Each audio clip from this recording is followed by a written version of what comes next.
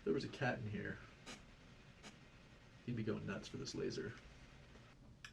I'm Cashflow Alexio, and today I'm going to be teaching you how I edit my real estate photography. Alright, those all edited and got exported. Now we're going to bring in new ones from the drone. I'm going to go back into import photos. I like to actually go to the file so I can look up the dates. It makes it easier for me to pick the right ones. I know this is all taken on the 24th of September. Here we are, September 24th, that's where it ends. Just going to bring those ones in. Already selected them for me. And you get out of those. And here we are. So this is how we're going to be editing the drone portion of the photos. You'll see here it's importing the photos. Well, I'm going to show you how to do that now. So got these new photos uploaded. We're going to go to the Develop tab, take a look at these. You're going to use this looks like an afternoon. I have 3 drone presets that I'm going to include in the link here for free. I'm giving you free value, guys. So yeah, I'm going to look at this drone afternoon. Just look at these 3 presets I have. Sunset. Sunset looks like it's got a little bit of a vignette. I like the afternoon. I can edit this a little more too. Way out. Sometimes I'll bring the whites down just a tad. I don't want to make it look washed out. Okay. That looks good. I'm just going to square this off. I'm going to try to focus on the corners here and here. That looks like it's about as good as it's going to get. We're on a little bit of a hill, so it looks like it's bent, but it's not. It is not. And these roads, sometimes I don't really get them going straight. So this looks good. I'm going to copy those settings, bring them over to the next one. It's nice, made it pop a little bit there. Give it a little bit of saturation, see what that looks like. Don't want to overdo it. That looks nice. Alright. Looks good there too. I like that one, so that's the high up overhead. I am going to tilt that just a tad to make these streets look a little straighter. There we go. Alright, that looks nice. Got a little bit too much blue. Bring the blue down. Copy this. Now this is where it gets interesting. You see how we have one up? There's a little sequence here, so I'm going to go ahead and merge and show you how to panorama those. So you're going to want to hold down the shift key, highlight the 2 panoramas. Sometimes there's 3 photos that all fit together, like 1, 2, 3, or 1, 2, 3, and you can do the same thing. So anyway, I right click once I have those up to photo merge panorama, and I usually keep it on perspective because perspective will pop out the best. We'll be able to keep the horizon line straight. So let's check this out. Just thinking, always thinking. All right, yeah, popped out a nice panorama there. Looks a little blotched out in the background. So when that happens, when this location here, you know, the lower half of the photo's at a good exposure, but the top just looks like it's a little washed out, and you can't really quite fix it with just one exposure adjustment. I go to the graduated filter here, click that, and bring it down. Now I'm going to go and bring down exposure just a tad, and because it's a little hazy, I'm going to use the dehaze. Now see what that did? That'll actually bring down exposure a bit on its own. You don't want to use it too much because it will kind of add a little grain to the photo. Sometimes I'll add some noise to really make it look a little less grainy. Anyhow, this looks good. There's a little too blue up there, so I brought up the warmth just a tad. And we're solid. That could very well work for one of our main map view shot. Okay, so I'm going to copy that, copy those settings, like those ones. Huh. I wonder what that was. Must have taken 2 photos. Okay, we're going to do these. Ooh, shoot. Just only copy those settings. I'm just using the arrow keys to flip back and forth if you're wondering. Oh, and you know what? It copied the graduated filter, so I'm going to go ahead and delete that from this one. And I'm going to copy those 2, or merge those 2 that belong together. Let's see what happens. And I'm just going to kind of keep going through because I see there's a couple more here that belong together. Merge that one. These 2 over here. Grab these 2, merge those. So I can kind of just come through after and do it as needed. Photo merge, panorama.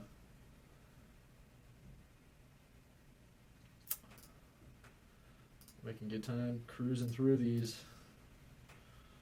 Panorama, perspective. Now some of these are the horizon you're going to see is way off. Anyway, I'm going to go back through these. I'm just going to paste the settings from that original one. You can see it actually pasted the graduated filter. You won't see that unless you have this clicked. and then it'll pop up. But it looks nice. Just going to do a quick check for the horizon. You can actually take this angle tool, which is kind of nice, and grab the horizon, which is actually a little, yeah, looks like this one was a little bit tilted, so I like that.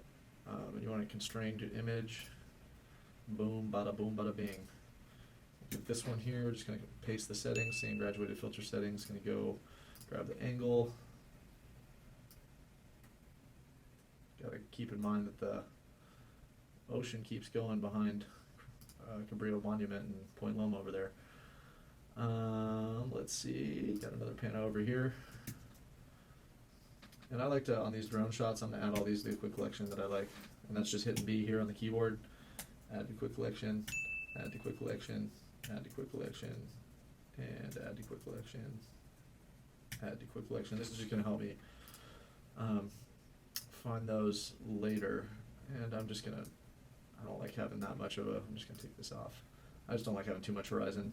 You can see the property though right here. This is nice and centered. I like this photo. You can see the Coronado Bridge downtown and Point Loma. So the drone operator went at different heights. Let's see. Angle, you can see this one's a little off.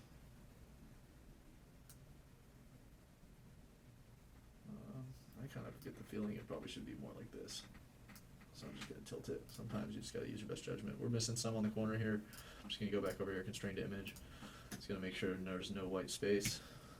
Alright, and this one here pointing the opposite way. You see, I don't really like these ones. We're not going to focus too much on them, but I am going to provide them to the client because we do already have them. And sometimes in their marketing packages, it's nice to have different aerial angles that they can pick from. Okay, so we got a couple more here. Photo merge, panorama.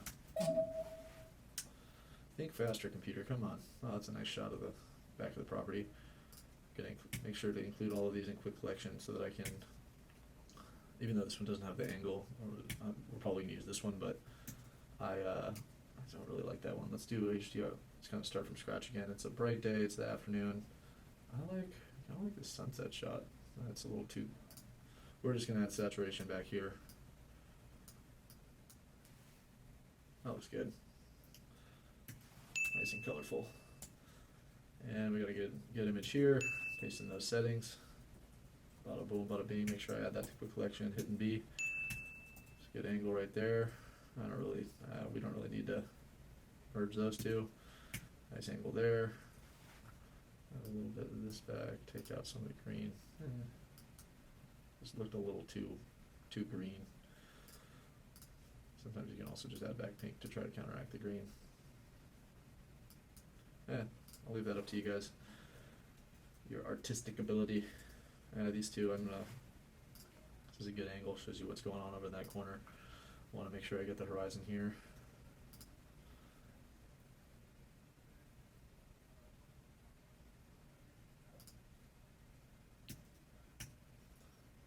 Too square.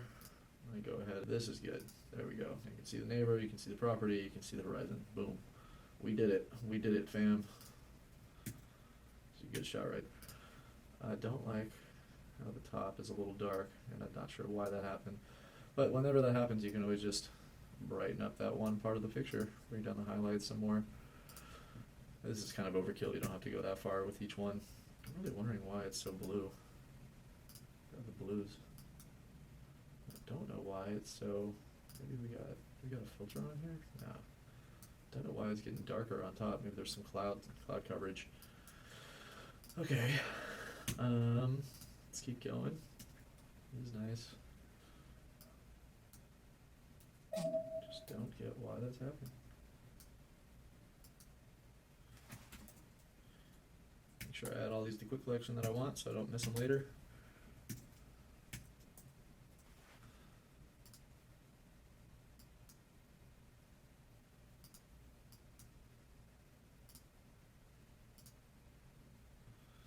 All right.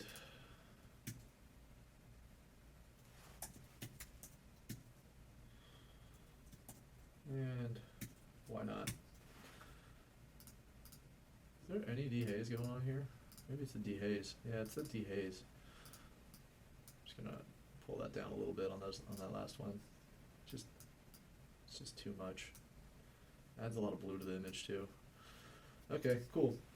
So now if you want to go just a quick collection, we'll see all of the best things that we, best shots from today. That's not one of them. That's a good one. Okay, here's the first one that we did. So this is one of the first overheads. Actually, you know what? At this point, I'm going to show you how to just export this last one, just like we did with the last. Just go to export. On this one, I'm going to save it as drone. Remember, make sure we limit file size to 3000. Export to choose folder later for presets. I just like having that always set there. I've got the folder from the last export that we just did, the interiors, and voila, it's going to open it up and export there the 23 drone files. So at this point, I'm going to end part 1, and I'm going to pick up part 2 to show you guys how to take these photos and make them look like this. So stay tuned. Make sure you check out the next episode, part 2, on real estate graphic design, and I'll see you in the next video. Peace.